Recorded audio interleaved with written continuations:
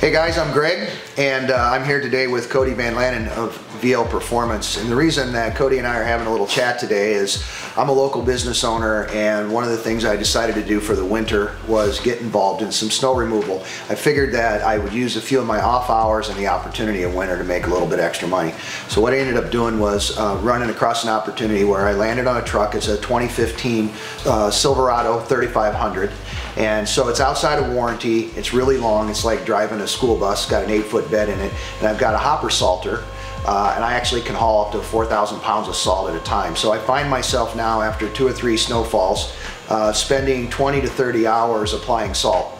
And I'm learning that as I drive this truck, the longer I drive this truck, I feel like I'm in a wrestling match. You know, I'm not off-roading, I'm on highways, I'm on parking lots, I'm on city streets, but I'm constantly fighting and maneuvering around cars, in and out of parking stalls, trying to wiggle through parking lots, alleys, around corners. The turning radius in this truck is not great, so I'm learning that I'm physically wearing out after 8 or 9 or 10 hours. I want to get in 15 or 20 behind the wheel. So I'm really interested in how this truck works for me instead of against me. When I ran into Coty, we started talking a little bit about tuning and performance types of upgrades for this vehicle that would kind of help me get more responsiveness out of the truck. And so that's really why we're here this morning, is I want to hear from Coty's perspective what his recommendations are. Say I've got maybe $1,000 budget here, and I want to do some upgrades to this truck. So Coty, thanks for being here. Yeah. Talk to me a little bit about hearing my story. What would you suggest? For being a work truck, so you're not super interested in like high performance, power at the end of the RPM range. You're more interested in torque. Torque is huge on trucks, and low end torque. What fuel do you run in this thing? 87, 91? You know, I'm not an enthusiast, Okay. so right now I've been running 87 because it's cheapest. Yep, we've been working with 87. I've done numerous tunes, truck tunes specifically for. Is that important? It sounds like maybe the fuel I'm running. It is, so you got to work with 91's a little more expensive. 87 is cheaper, but it depends on the ethanol content in the fuel. I can get more peak power out of 91 by a little bit more aggressive ignition timing, which doesn't really help you when you're at the 2,500 or under range for RPM range towing, correct? Right. I mean, you're not mashing it or anything. No, in fact, most of the time I'm at really slow speeds. Sure. So throttle characteristics, throttle mapping is a big thing too. They can make it more of a linear kind of scale on that. I like to work with just 87 typically, because that's the cheaper fuel. That's what most guys run on trucks. Do you have any mods or performance anything done to it right now? None. Okay. So with that, my typical recommendation is not doing an exhaust, because you're plowing at 5 in the morning, all hours of the night. You don't want to wake up the neighbors. So I try to stay away from any type of exhaust improvement on the performance level that it causes a higher decibel level. So you're not waking people up, pissing off your clients, kind of stuff. So with that, I would do an intake. Tons of recommendations. I think takes out there we can help the customer on. Ariad's good. Can-Am's got awesome drop-in replacements. Anytime you change anything with the intake and exhaust, you want to do a MAF calibration adjustment via a tune. So that's what I do.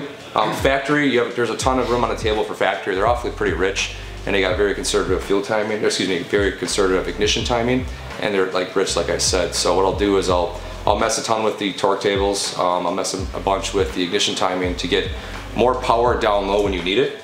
And then down the line, if you needed more power, 91, like I said before, is another improvement, which will help even more.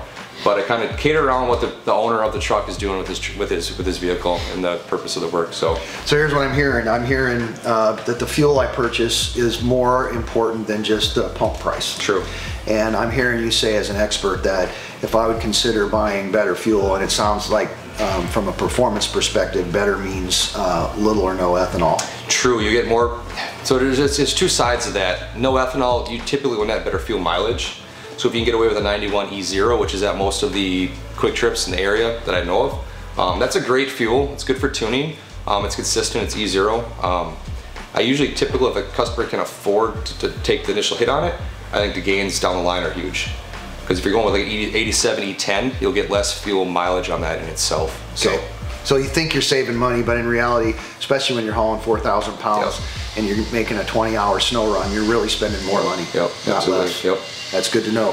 So then, what else I heard from you was the intake. So talk to me a little bit more about that so that I understand. It sounds like there's an option here to swap out the intake that's on the truck right now with a different one. Yep. So factory intakes play a key role in a lot of things. One is noise levels. A lot of guys, girls don't like a very noisy intake as you slam the throttle. You'll hear that inrush of air. Yep. Factory OE manufacturer do a good job as resonating that noise.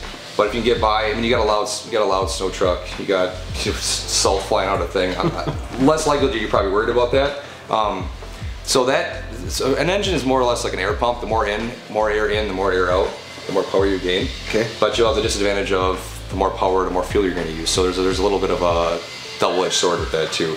But what I've noticed is very, very minimal, if any, loss on efficiency, fuel mileage. Typically more of a gain after calibration, because you're getting a MAF calibration dialed in with the climate, with the area, with where we live, key custom tuned just for your application. So that takes me to the third part, and the two might be related, but it sounds as though if we decide to swap out the intake, yep, then what comes with that is a custom calibration. Yep. Yes, sir. And that's where the torque tables come in, and that gives me more responsiveness at the pedal. Yes, sir. Yep. Yeah, you'll notice that right away. What a lot of times I'll do is a baseline, as found, I like to call it, where the truck came in without us even touching it, pending it's safe to drive. So we'll do a baseline number on it, and then I'll do the custom calibration, and we'll show the customer the improvements he's made. And typically it's entire torque curve, so you'll feel it at any type, any throttle. So guys, as a small-time operator, my interest is I make money when that salt truck's running, when I'm driving that salt truck. And the bottom line is that I might have 30 hours of salting, and if I can do that in 20, I save myself a lot of wear and tear physically. So, if you're like me, if your guy's got a truck and you decide to put a blade on it, or even a small tailgate spreader, if you're out there trying to pick up a few extra bucks this winter and you're trying to run your truck, chances are you're feeling some of the same hassles I am in terms of fighting the truck. And it sounds like, from talking to Coty, that we can all fight our trucks less if our trucks are really kind of configured to work for us instead of against us. So I would suggest you check out the guys at VL Performance. Let them listen to your story and let them put together a plan that helps you spend less wear and tear on your body when you're trying to plow snow. Awesome. Thanks for listening. Yeah, thank you.